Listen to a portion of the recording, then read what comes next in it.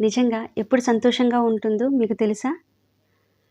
బంగారం, డబ్బులు, ఖరీదైన బహుమతులు ఇచ్చినప్పుడు కాదు.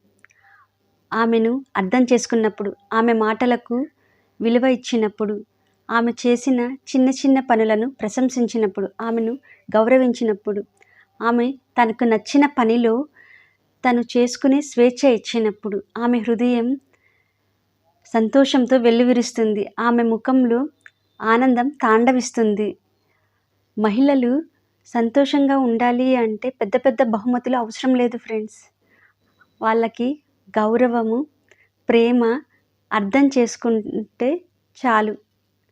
మహిళ సంతోషంగా ఉంటే తన ఫ్యామిలీని మొత్తం సంతోషంగా ఉండేటట్లు చేస్తుంది.